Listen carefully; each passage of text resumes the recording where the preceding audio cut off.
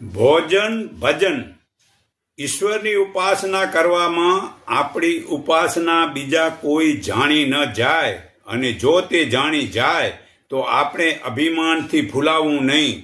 જો તે આપણી પ્રશંસા કરે તો તેને કહેવું કે હું તે પ્રશંસાને લાયક જ નથી, કેમ કે તમે પરમાત્માના જ્ઞાન વિના જીવી શકો છો, તો પછી હું ફક્ત સાત્વિક ખાઈને જીવી શકું છું.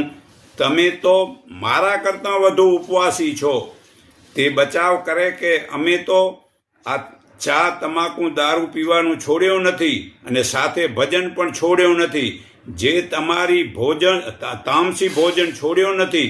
તે બંને વાતો, ભોજન અને ભજન, તે બંને એકી સાથે ન થાય. જો મનમાં ભજન કરીએ તો ભોજન છૂટી જાય છે, અને જો ભોજન કરીએ તો ભજન છૂટી જાય છે.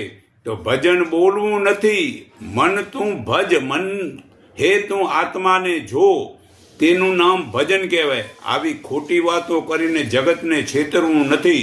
હું એમ કહેતો નથી કે હું દરરોજ સાત્વિક ખાઉં છું. હું પણ અનાજનું ભોજન કરું છું, પરંતુ સાથે સાથે આ પરમાત્માના જ્ઞાનરૂપી ખજાનાને આમ લૂંટ્યા કરું છું. અને ભજન એટલે પરમાત્માને યાદ કરવાનો મતલબ થાય છે કે ડખો નથી કરવા, પછી બીજાને હુવા ન દો.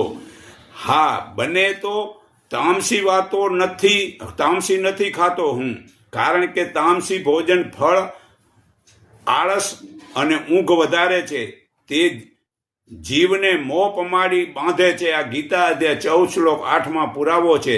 જ્યારે બ્રહ્મ જ્ઞાન માટે સાત્વિકનું ફળ છે ને પરમાત્માની પ્રાપ્તિ તો વિચારોને રોકવાનો ઉપાય જુઓ.